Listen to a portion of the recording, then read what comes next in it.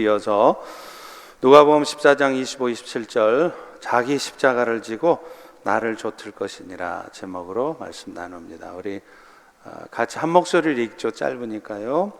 수많은 무리가 함께 갈새 예수께서 돌이키사 이르시되 무릇 내게 오는 자가 자기 부모와 처자와 형제와 자매와 더욱이 자기 목숨까지 미워하지 않으면 능히 내 제자가 되지 못하고 누구든지 자기 십자가를 치고 나를 따르지 않는 자도 능히 내 제자가 되지 못하리라. 아멘.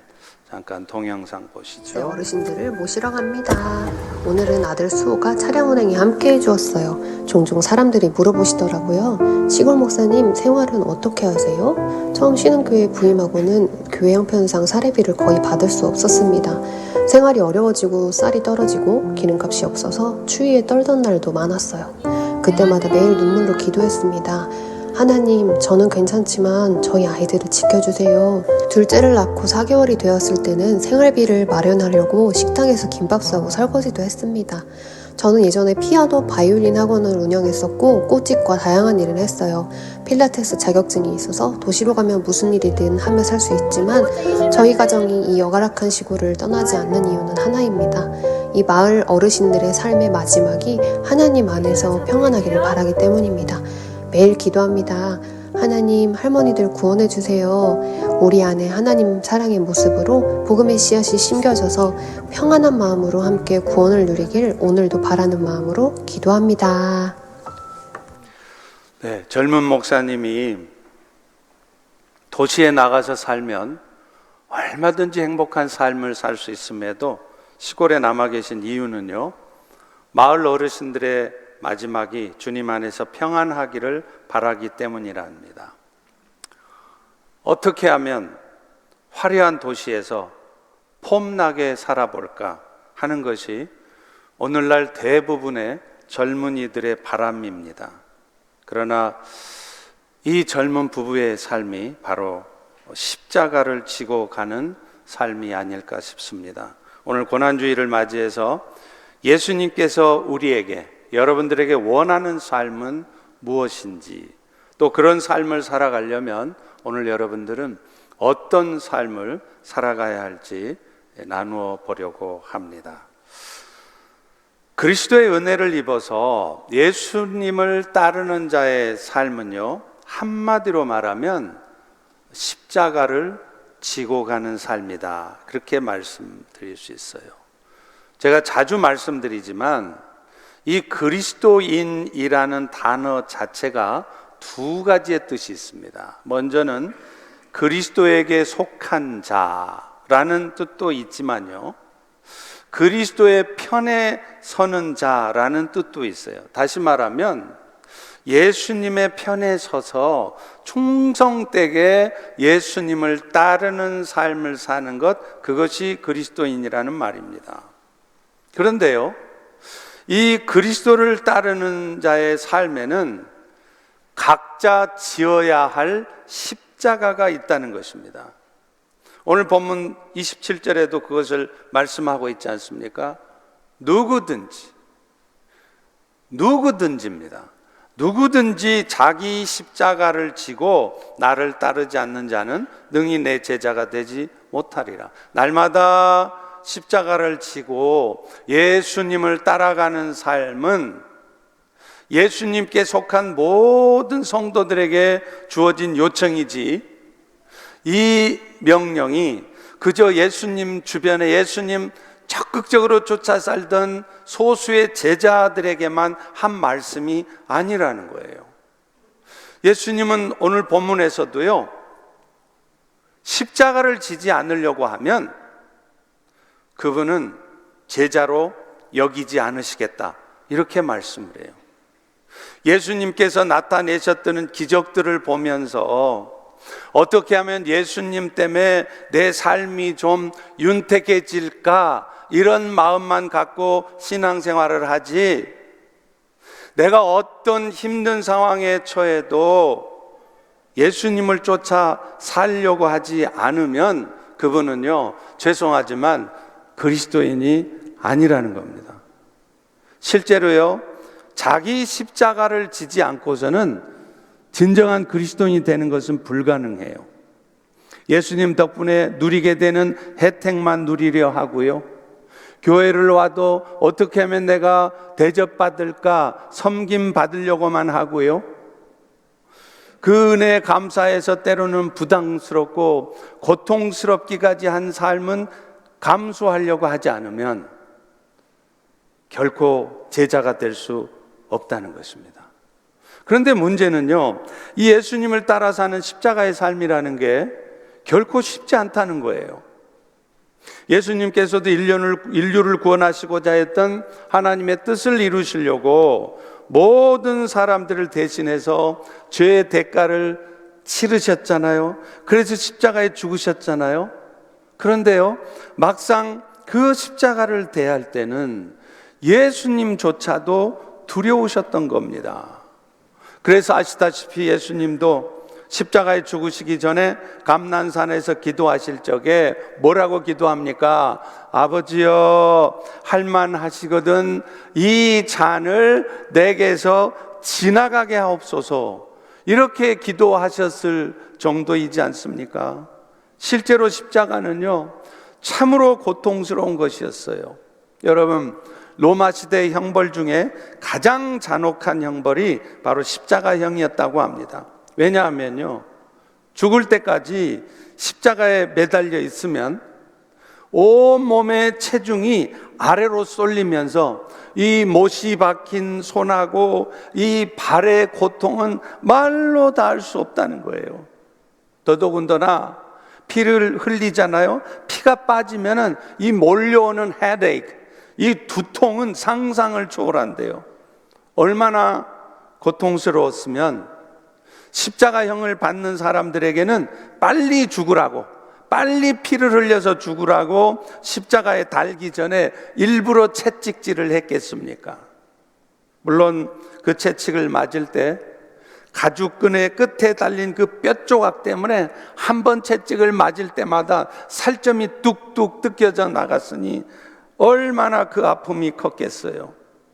그런데요, 이 십자가의 고통은 이런 육체적인 것도 있었겠지만 그 과정에서 겪어야 했던 정신적인 고통도 말할 수 없이 힘들었다는 겁니다. 창조주이신 하나님이 피조물의 모습을 입고 오셨던 예수님, 그 예수님은요, 십자가에 달려 죽으시기 전에 로마 군병들로부터, 자기가 직접 만든 이 피조물로부터 말로 다 할 수 없는 멸시를 당했습니다. 군병들은 예수님의 머리에다가 가시로 된 면류관을 씌우고 홍포를 입힌 다음에 침을 뱉었어요. 그리고서는 그 예수님 앞에 무릎을 꿇으면서 웃으면서 멸시하듯 유대인의 왕이요, 이렇게 능멸했다는 겁니다. 어쩌면 예수님께서 겪어야 했던 가장 큰 마음의 고통은요, 제자들의 배반이 아니었을까 싶어요. 죽음을 맞게 될지라도 나는 절대로 예수님을 따르겠습니다 호언장담했던 수제자 베드로는 어떤 모습을 보입니까? 대제사장의 집에서 신문 받을 적에 지 살자고, 지 목숨 챙기겠다고 예수님을 저주까지 하며 부인했잖아요. 예수님이 기적을 나타내실 때는요, 주님, 내가 세상 끝까지 당신을 따라가겠습니다, 그렇게 말했던 제자들, 막상 우리 예수님이 십자가에 힘없이 돌아가시니까 단 한 명도 그 예수님의 십자가 밑에 나타나지 않았습니다. 그것뿐입니까? 오병이의 기적을 보고 예수님을 따라다니던 군중들, 예수님 쫓아다니면 무슨 떡이라도 얻어먹을까 해서 예수님 열심히 쫓아다녔던 군중들은요, 예수님이 십자가에 죽으실 때는 예수님 대신 강도 바라바를 살려주라고 그렇게 말했던 사람들이에요. 빌라도 총독이 아무리 살펴봐도 예수님한테서 죄를 못 찾겠거든요. 그래서 빌라도 총독도 예수님 살려주고 싶어서 군중들한테 묻습니다. 명절이면 한 사람을 살려줄 수 있는데 너희들은 저 강도 바라바를 놓아주기를 원하냐? 예수님을 놓아주기를 원하냐? 라고 물을 때 그들은요, 예수님을 십자가에 못 박으라고 외쳤던 것입니다. 여러분, 이처럼 예수님의 십자가가 가져다 준 고통은요, 직접적인 육신적인 고통뿐만 아니라 말로 다 알 수 없는 수치심, 배반감, 이런 것들을 다 포함하는 것이었어요. 그러나 인류의 구원자로 오신 예수님은 그 모든 고통을 다 감수하시고 십자가에 죽으셨습니다. 그리고 그분의 그 대속의 죽음을 통해서 오늘날 여러분들은, 이 자리에 앉아 계신 여러분들은 죄 용서함을 받고 잃었던 영원한 생명을 다시 얻게 되었습니다. 그것뿐입니까? 오늘도 나그네 같은 인생길 살면서 여러분도 여전히 방황도 하고 여전히 죄도 짓잖아요. 그러나 그런 여러분들을 천국에 이를 때까지 그까지 놓치지 않으시고 은혜로 이끌어 주시는 분이시라는 거예요. 그런데 예수님은 이제 그 옛 은혜로 말미암아서 죄 용서함을 받고 영원한 생명을 얻게 된 우리들에게 이렇게 말씀하십니다. 오늘 본문 27절을 다시 한번 읽겠습니다. 시작. 누구든지 자기 십자가를 지고 나를 따르지 않는 자는 능히 내 제자가 되지 못하리라. 예수님께서 당하셨던 그 십자가에 남은 고난을 이제는 이 자리에 앉아 있는 여러분들이 제가 함께 지고 가야 된다는 겁니다. 예수님께서 친히 보여주셨듯이 이 십자가의 삶이라고 하는 것은요, 쉽지 않아요. 육체적인 고통은 당연한 것입니다. 여러분은 예수님을 열심히 쫓아 살면 건강해지시리라고 생각하시나요? 여러분은 열심히 예수님 쫓아 예배도 드리고 열심히 봉사도 하면 여러분 인생에는 비즈니스도 잘 되고 다 좋은 일만 있으리라 생각하시나요? 천만의 말씀입니다. 여러분이 예수님을 열심히 쫓아 살아도요, 미안하지만 오히려 건강을 잃을 수도 있고요, 오히려 예수님을 쫓아 살지 않을 때보다도 더 고통스러운 삶을 살아야 할 때도 있습니다. 그 증거가 뭡니까? 성경에 등장하는 수많은 우리 믿음의 선배들을 보십시오. 기독교 2000년 역사에서 예수님을 따라 살다가 마침내 순교까지 하셨던 그 많은 믿음의 선배들을 보세요. 예수님처럼 자신의 유익을 구하지 않고 타인의 유익을 구하고 내 배보다는 소외되고 배고픈 자들을 살피느라고 내 삶이 오히려 궁핍해질 때가 있습니다. 부자가 되는 게 아니라 예수 따라 사는 여러분이 더 핍절된 삶을 살 때가 있단 말이에요. 주의를 거룩히 지키라는 주님의 명령을 따르다 보니까 돈 더 벌고 싶어도 때로는 주일날 비즈니스를 포기해야 될 때도 있습니다. 그것뿐입니까? 어떤 때는요, 그런 삶을 너무나 열심히 산 나머지 오히려 건강을 잃기도 해요. 물론 몸을 잘 살피지 못한 자신의 책임도 있는 일이겠지만 어쩌든지 주를 위한 삶을 살다가 건강까지 잃은 선교사님들, 목사님들 주변에 얼마나 많으십니까?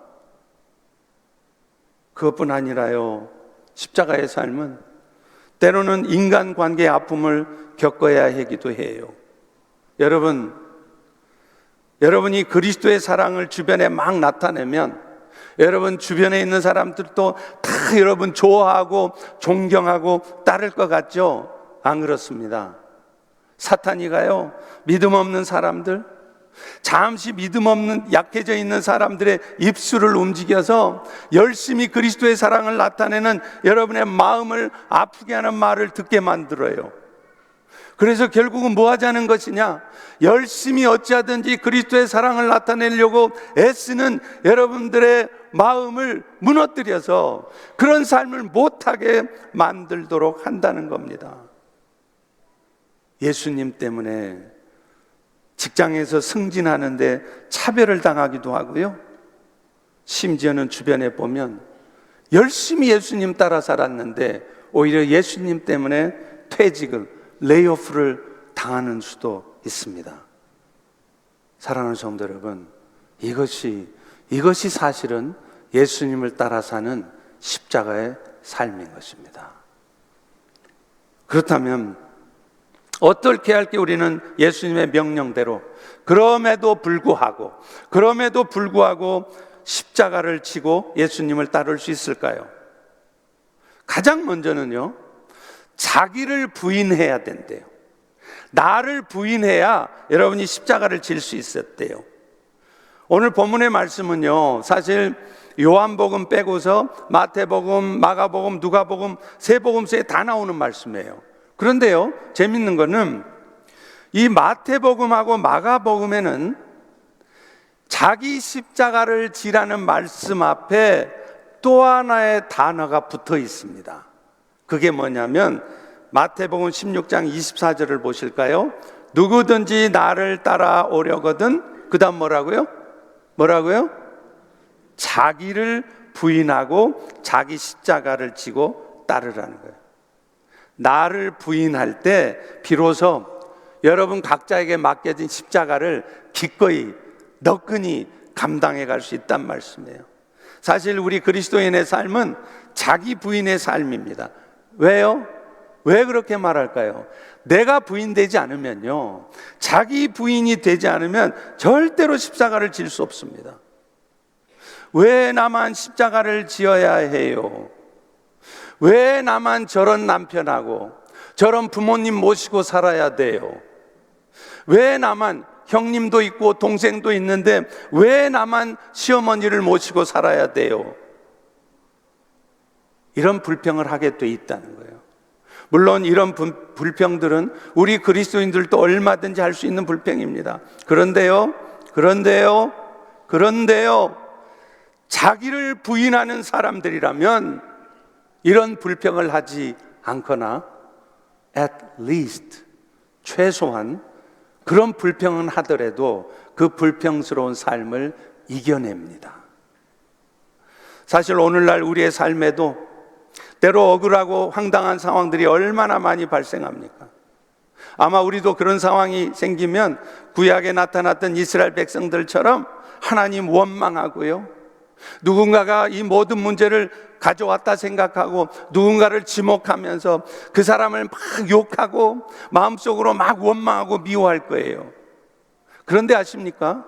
놀랍게도 여러분이 지금 생각하고 여러분이 느끼는 감정처럼 지금 여러분이 겪고 있는 이 모든 문제의 원인이 바로 그 사람 때문에 생긴 게 아니라는 겁니다. 사실 그 모든 일이 발생하는 초점은요, 그 사람이 아니라 여러분이 지목해서 막 미워하고 탓하고 있는 그 사람 때문이 아니라 바로 여러분 자신에게 있다는 거예요. 사무엘상 18장에 보면 사울왕이 갑자기 다윗에게 창을 던지는 얘기가 나옵니다. 사울의 정신이 오락가락하니까 그 사울을 안정시켜 주려고 수금을 타고 있었어요, 다윗이. 그런데 그 다윗은 뭔 잘못을 했길래, 아니 사울왕 정신을 안정시켜 주려고 그 앞에서 수금 탄 게 뭔 잘못입니까? 그런데 그 아무 잘못도 없는 다윗에게 사울왕은 창을 던진단 말이에요. 다윗으로서는 참으로 참을 수 없는, 이해할 수 없는 황당한 일이 발생한 것이죠. 그런데 그 일이 사실은 악한 영이 사울왕에게 임해서 그렇게 된 일이라고 말씀한다는 겁니다.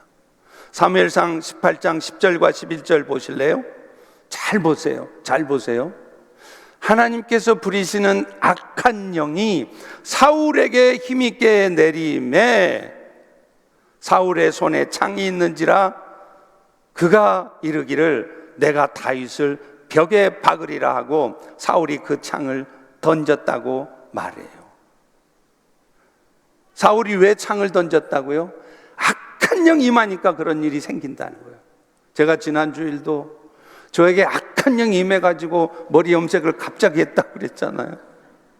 악한 영이 임하면 그런 일이 생긴단 말이에요. 그런데 여러분, 더 집중해야 될 말씀이 있어요. 그 악한 영이라는 단어 앞에 중요한 한 단어가 붙어 있습니다. 뭐라고요? 하나님이 부리시는 악한 영이래요. 이 말은 하나님께서도 무슨 조폭의 보스처럼 막 악한 영들을 거느리고 있다가 막 악한 영을 부려먹으면서 무슨 나쁜 일이 생기게 하는 분이시구나. 아닙니다. 이런 것을 우리는 흔히 뭐라 그러냐면 작정적 허용이라고 그래요. 그게 무슨 말이냐? 하나님께서 뭔가 계획하신 일이 있을 때는 악한 영이 역사하는 걸 뻔히 보면서도, 뻔히 알면서도 그런 일이 일어나도록 내버려 둔다, 이 말이에요. 그렇기 때문에 오늘도 여러분 인생에 정말 힘들고 정말 고통스러운 일이 벌어졌는데 그게 악한 영이 한 것이라 할지라도 그 악한 영이 하나님 몰래, 하나님이 여러분 안 쳐다보고 한눈 팔고 있을 때 여러분 인생의 역사에서 생긴 일이 아니라는 거예요. 하나님이 다 보고 계시고요, 하나님이 그런 일이 생기면 여러분 인생에 얼마나 고통스러운 일이 생기는지 다 알고 계시는 가운데 그런 일이 벌어졌다는 말입니다. 그런데 정말 중요한 것은요, 그렇다고 해서 사울 왕이 다윗을 죽였느냐? 못 죽입니다. 왜요? 하나님이 막으셔요. 그러니 오늘 또 여러분도 여러분 인생의 사탄 역사에서 뭔 안 좋은 일, 힘든 일 생겼다 할지라도 걱정하지 마십시오. 사탄이가 아무리 여러분 인생의 역사에도 그렇다고 해서 여러분 인생이 무너질 일은 없어요. 걱정하지 않으셔도 돼요. 오히려 여러분 인생에 벌어진 이 모든 일이 합력해서 결국은 선이 이루어지게 하실 것이기 때문이에요. 그러니 여러분, 사탄이 역사에서 여러분이 지금 많이 힘드시고 많이 고민스럽고 어려우시더라도 그것 때문에 여러분 피해의식에 휩싸여서 나를 힘들게 하는 누군가 멱살을 잡으면서 막 싸우면서 그렇게 하시면 안 된다는 거예요. 주님께서 나에게 지어주신 십자가를 나는 더 이상 질 수 없다고, 이런 상황에서 내가 무슨 십자가냐고 던져버리지 않아도 된다는 거예요. 왜요? 때가 되면 정말로요, 정말로 하나님이 알아서 해주십니다. 결국 자기 부인이라는 것은 나의 판단과 생각에 휩싸여서 살지 않는 것을 말해요. 그런데 안타깝게도 오늘날 우리는 너무나도 자주 자기 기준에서 판단하고 말하고 행동해요. 내가 판단하기에 틀린 것 같으면 다 틀린 게 되는 거고요, 때로는 내 뜻이 곧 법인 것처럼 모든 주변의 상황들이 내 생각한 대로 진행이 안 되면 마음이 불편해져요. 그래서 마침내는 눈에 보여지는 대로 함부로 판단하고 쉽게 말하고 엉뚱한 결정을 하게 되는 것입니다. 제가 자주 말씀드리지만 예수님의 12제자들을 보세요. 똑똑한 사람은 한 사람도 없어요. 다 갈릴리 촌 사람들입니다. 대학이나 나왔습니까? 요즘으로 하면 초등학교도 제대로 안 나온 사람들이에요. 그런데 우리 하나님은요, 우리 예수님은요, 이렇게 부족하고 이렇게 연약한 사람들을 사용하셔서 예수님의 뒤를 이어서 이 땅의 교회를 세워가게 하셨다는 것입니다. 심지어 예수님은요, 우리의 단점까지도 활용하신다는 거예요. 여러분, 예수님의 수제자라고 하는 세 사람들이 누구죠? 그 정도는 아시겠죠? 설마? 베드로, 요한, 야고보. 맞아요. 그런데 여러분, 이 세 사람들이 공통점이 뭔 줄 아십니까? 아주 똑똑한 사람, 아주 스마트한 사람. No, never. 이 사람들의 공통점은요, 성질이 더럽다는 거예요. 성질이 아주 급하다는 거예요. 그래서 이 사람들 별명이 뭡니까? 우레의 아들이래요. 여러분 중에 성질 급한 사람 기뻐하시기 바랍니다. 여러분, 우리 한국 사람들, 전 세계적으로 소문난 한국 사람들의 특성이 있어요. 뭐죠? 빨리빨리, 사장님 빨리빨리. 얼마나 성질 급한지 몰라요. 그런데 하나님은 왜 하필 세상에서 이 가장 성질 못돼 먹고 성질 급한 한국 사람들을 이 마지막 때에 사용하시냐 이 말이에요. 성질 급한 한국 사람들은요, 전 세계에 안 가는 곳이 없기 때문에 그래요.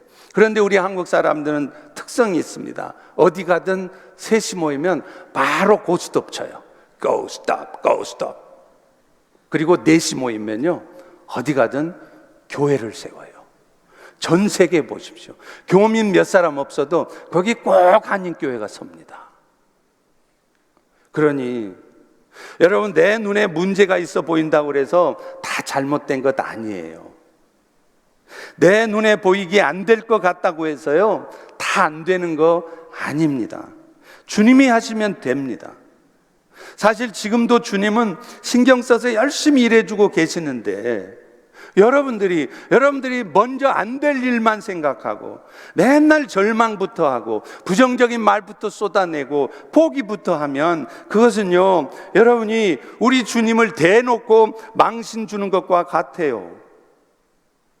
온 세상의 주인 되신 하나님이 아버지가 되셨고요, 지금도 여러분을 위해서 보좌 우편에서 중보하고 계시는 예수님이 계시고요, 오늘 또 성령님은 여러분 안에 직접 들어가셔서 여러분의 삶을 이끌어가고 계신데, 여러분 도대체 왜 걱정하십니까?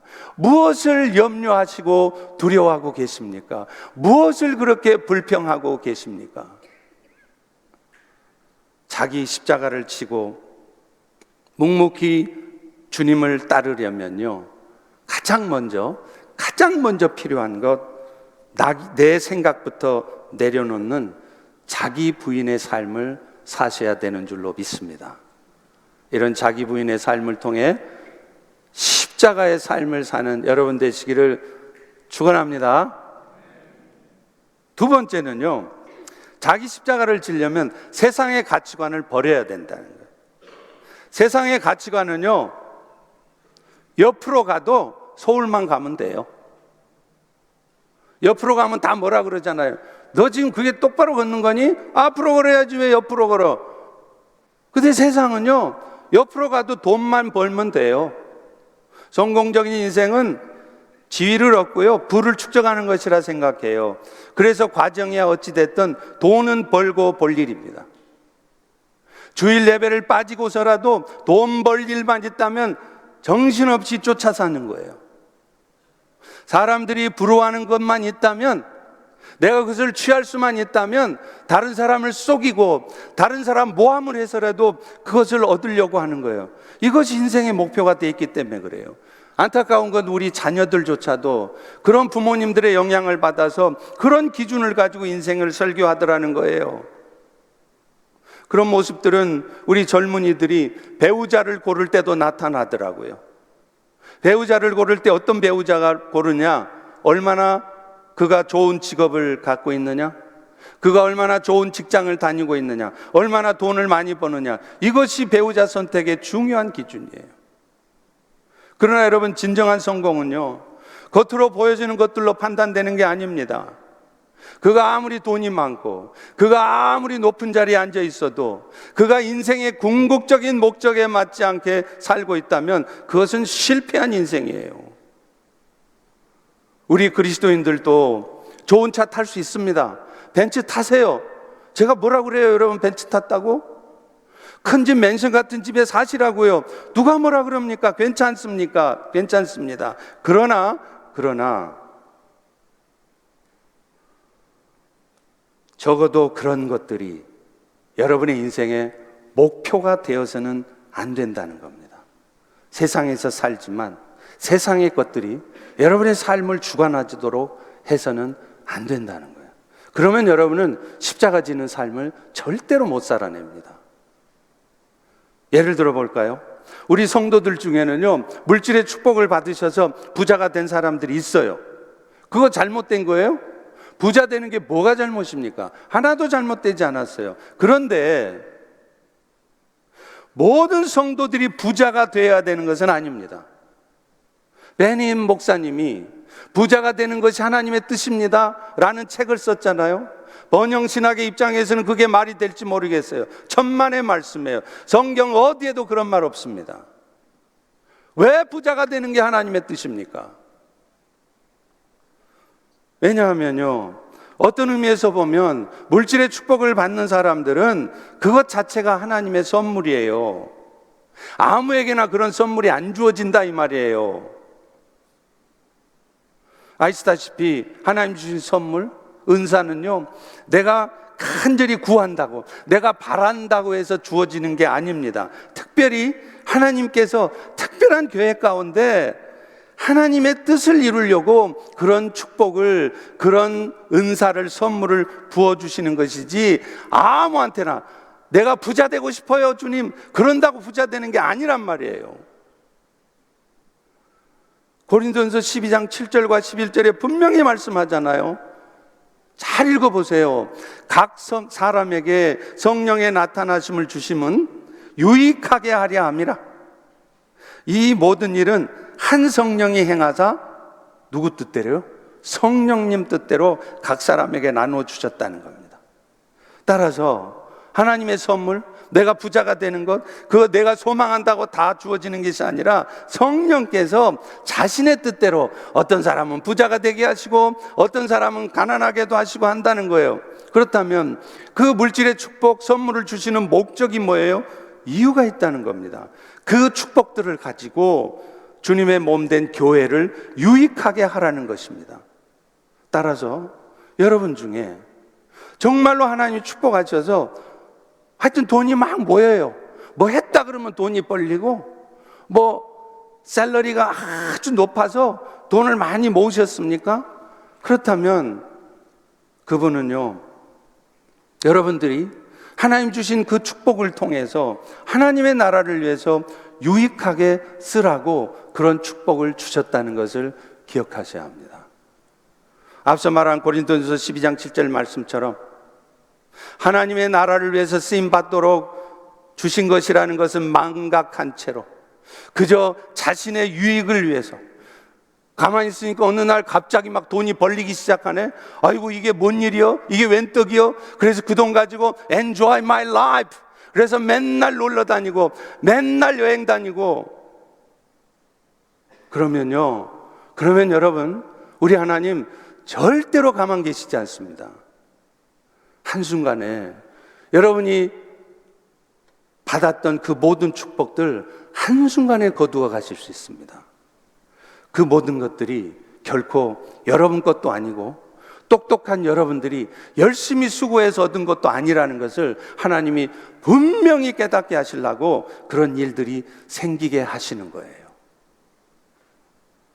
그런데 여러분, 이런 특별한 경우를 제외하고서는 하나님의 특별한 목적 가운데 이렇게 물질의 축복을 부어주시는 분들 말고는요, 일반적으로는 하나님께서는 그저 하나님이 일용할 양식 주심에 감사하며 만족하며 살기를 원하세요. 여러분, 그 증거가 뭔지 아세요? 광야에서 이스라엘 백성들이 살아가는 동안 하나님은 하늘에서 만나를 내려주셔서 그들을 먹고 살게 해줬죠. 그런데 기억하십니까? 그 만나는요, 하루 먹을 것 이상은 주시지 않았어요. 만약에 누군가가 더 많이 먹고 싶어서 하루 이상의 것을, 그 만나를 모아놓으면 그 저녁에 다 썩어 없어졌습니다. 뭘 의미합니까? 이것은 오늘날 대부분의 성도의 삶에도 일용할 양식 이외의 것에 욕심내지 말고, 그러나 오늘 또 하나님께서 나의 쓸 것을 공급하시는다는 믿음 가운데 하나님이 주신 것에 만족하며 살아야 된다는 것을 말하는 거예요. 결국은 보다 거룩한 가치를 지키기 위해서 부자가 되고자 하는 마음, 높은 자리에 앉고자 하는 그런 세상의 가치관을 버리고 살아가는 삶, 그리고 그것 때문에 때로는 어쩔 수 없이 여러분도 겪을 어려움이나 때로는 궁핍함, 이것이 바로 우리가 예수를 따르면서 어쩔 수 없이 지어야 될 십자가입니다. 서두에 보여드렸던 동영상에 나오는 시골교회 목사님, 사모님 보세요. 그분들이 만약에 세상적인 가치관을 갖고 살았다면 그분들 아마 목사, 사모도 되지 않았을 거예요. 저도 세상적인 가치관 가지고 살았다면 제가 왜 목사 됩니까? 인생 멋지게 뽐나게 살 수 있죠. 그리고 목사가 되었다 할지라도 그냥 화려한 도시에서 뽐나는 목회나 하려고 하지, 성도도 별로 없고 죽으라고 고생만 해야 되는 그 시골에 가서 왜 그 목회를 하고 계시냐 이 말이에요. 결국에는 세상의 가치관을 버리고 사시기 때문에 그런 일을 하실 수 있는 거예요. 그것만 생각하면 때로 저도 얼마나 부끄럽고 죄송한지 몰라요. 여러분들도 그렇게 세상의 가치관을 쫓아 살지 마시고 하나님의 나라를 바라보며 십자가를 지는 여러분 되시기를 축원합니다. 마지막으로 세상에 보여지는 것들 대신에 십자가 뒤에 있는 주님이 주시는 기쁨을 사모하며 살아가야 십자가를 질 수 있습니다. 십자가의 준엄한 요청에 맞닥뜨린 사람들은요, 기독교를 아주 냉혹하고 달갑지 않은 종교라고 생각해요. 왜냐하면 맨날 부자 되지 말고 가난해라라고 말하지는 않지만 부자 되는 것이 하나님 뜻 아니라고 그러니까. 그러나 여러분, 사실 육신을 입고 계셔서 십자가를 지는 것이 두려울 수 있었던 예수님께서도 결국에는 십자가를 지셨잖아요. 이유가 뭐예요?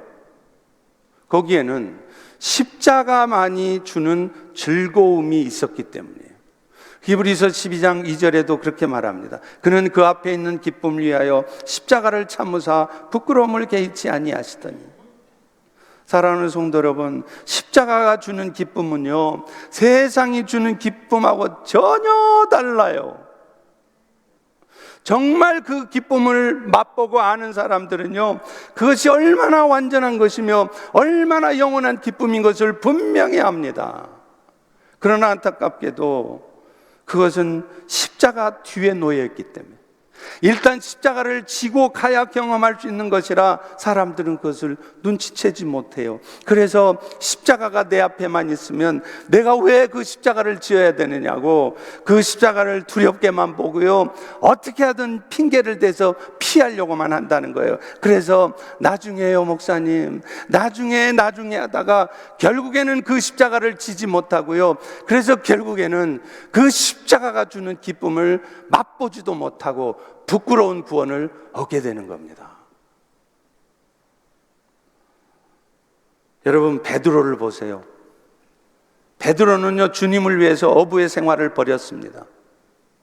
그는 결코 다시 어부로 돌아갈 수 없었고요, 그 결과 먹을 것이 풍족하지 않았습니다.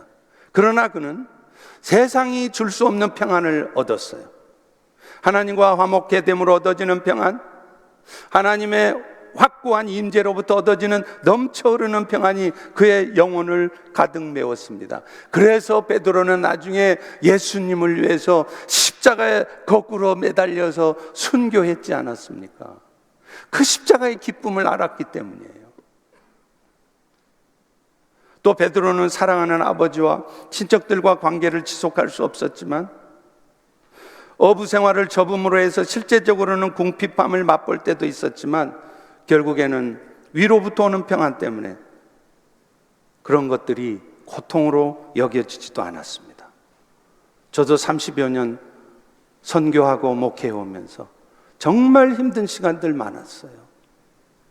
그러나 바울이 말하는 것처럼 그 십자가 뒤에 있는 기쁨을 알기에 그 기쁨 때문에 오늘 또 이렇게 묵묵히 나의 십자가를 지고 목회의 길을 가고 있는 것입니다.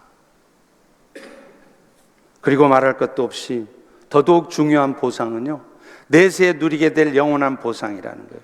이것은 지금은 누려지지 않지만 앞으로 임할 놀랍고도 영원한 축복입니다. 예수님께서는 지금 비록 십자가의 고통을 당하시지만 그것을 바라봄으로, 그 영원한 나라를 바라봄으로 참을 수 있었고 오히려 기뻐할 수 있었어요. 여러분, 돌에 맞아 순교한 스테판은 그 돌에 맞는 순간 하나님과 더불어 거하게 될 그 천상의 예루살렘을 보았습니다.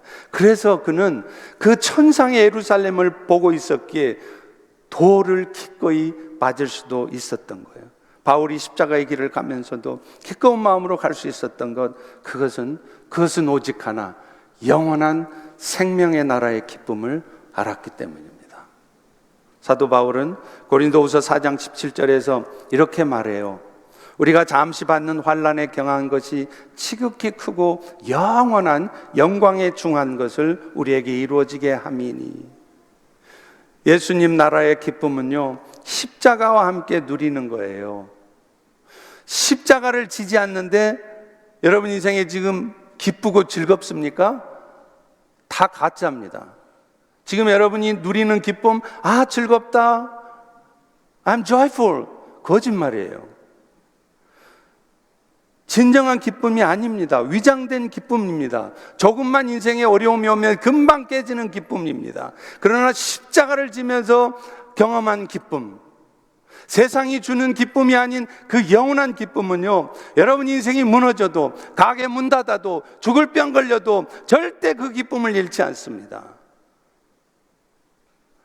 진정 주님 안에 거하는 자들은, 그래서 기꺼운 마음으로 주님을 따를 수 있는 자들은 그 영원한 기쁨을 누릴 수 있는 것입니다.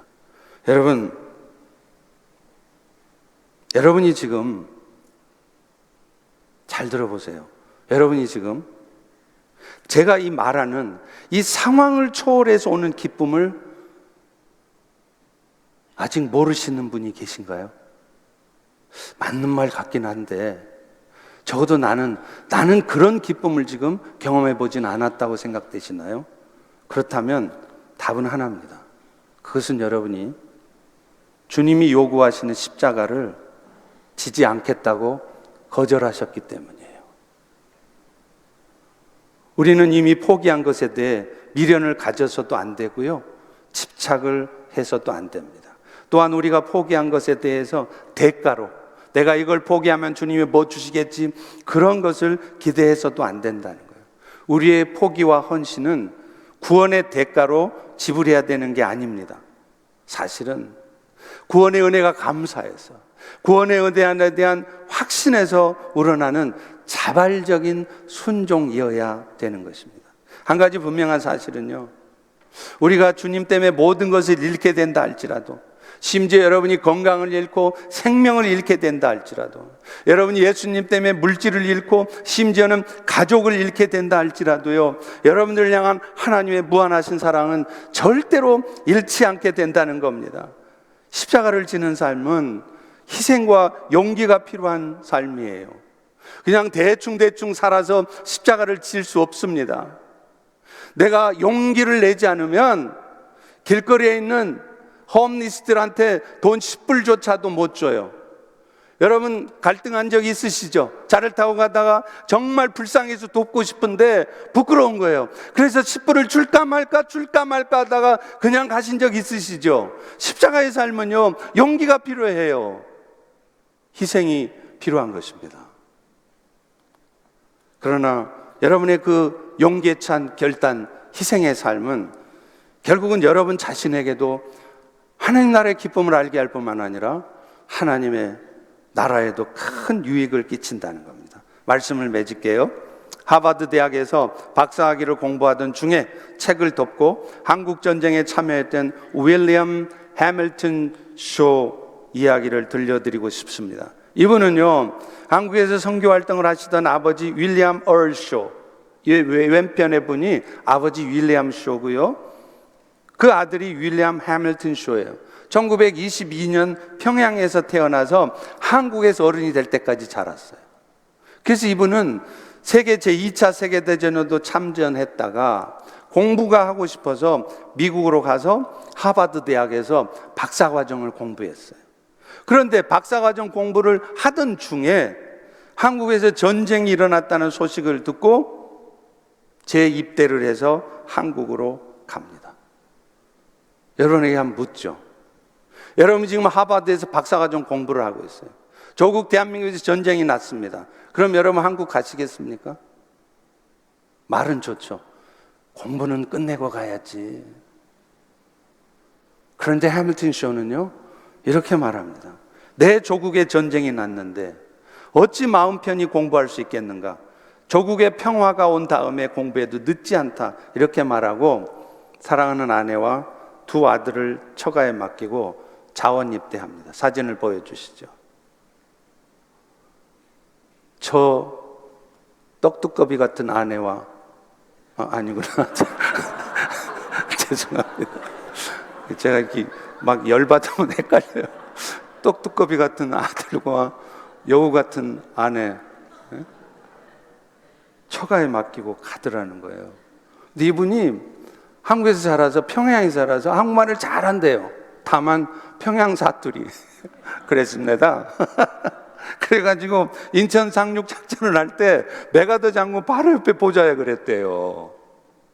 그러니까 전공을 세웠어요. 자, 그러면 군대 가서도 마찬가지. 전공 세웠으면 그 자리에 계속 있어서 대위되고 소령되고 중령되고 다 해야 되잖아요. 그런데 해밀턴 쇼는요, 그 인천 상륙 작전 끝나자마자 해병대 머린으로 보직을 바꿔서 최전방 수색대 자원을 합니다. 그래서 서울 수복 작전, 서울 탈환 작전에 참여해요. 그리고 안타깝게 9월 22일 날 매복 중인 저격수의 총탄에 맞고 순직하셨어요. 이후에 그의 아내도요, 하버드에서 박사과정 마쳤어요. 그럼 미국에서 뽐나게 하버드에서 프로페서하고 살아야 되잖아요. 그런데 이분은 다시 한국으로 돌아가서 의료 복지 분야에서 전쟁으로 무너진 사람들을 돌보다가 결국 남편과 앞에 함께 저기에 묻혔어요. 여러분 한국 가시거든 동해안, 남해안, 서해안 맛집 투어도 하세요. 정말 좋아요. 제가 추천합니다. 꼭 하세요. 그런데 꼭 양화진에 가십시오. 그래서 조국 대한민국을 위해서 쓰러졌던 수많은 선교사들의 묘지, 특별히 윌리엄 쇼 가정 묘 앞에 서보세요. 여러분 마음에 어떤 마음이 드는지 한번 꼭 서보시기 바랍니다. 오늘날 한국이 이렇게 번창하는 나라 된 것, 오늘 우리가 미국 땅에 와서도 이렇게 자랑스러운 한국인으로 살아갈 수 있는 이유도 바로 이런 분들의 십자가의 삶이 있었기 때문이에요. 사랑하는 성도 여러분, 우리 주님은 우리를 위해서 하나님과 동등됨을 포기하시고 사람의 모습을 입고 오셨고 자신의 목숨까지 포기하셨어요. 그런데 우리는 자신에게 주어진 십자가는 애써서 외면한 채 살아가고 있지는 않는가요? 나의 정과 욕심은 그리스도와 함께 십자가에 못 박고 그리스도와 함께 십자가의 길을 갈 때 영원한 기쁨이 여러분들에게 샘솟듯 솟아나되기를 소망합니다. 이제 고난주간을 시작하는 오늘, 이제 내일 한 주간 우리 고난주간 특별 새벽기도 하시잖아요. 그러면 한번 목숨 걸고 이 고난주간 특세에 참여해 보세요. 마음 먹으면 안 될 게 없다고 생각합니다. 참여하셔서 지금 내가 부정해야 될 세상의 가치관은 무엇인지 주님께 물어보세요. 그리고 그것들을 하나님 앞에 내려놓는 시간 되시기를 바랍니다. 특별히 나에게 십자가로 주신 것은 무엇인지 생각해 보시고 이제 그 십자가를 지고 가는 삶을 결단하는 그런 한 주간이 되기를 축원합니다.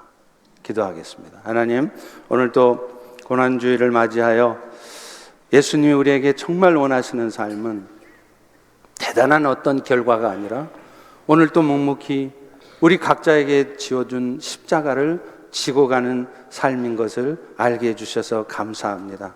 먼저는 내 자신을 부인하게 도와주시고 세상의 가치관을 버리게 하시고 십자가 뒤에 있는 영원한 기쁨을 맛보고자 할 때 우리가 십자가의 삶을 결단할 수 있도록 은혜 베풀어 주옵소서. 예수님 이름으로 기도합니다. 아멘.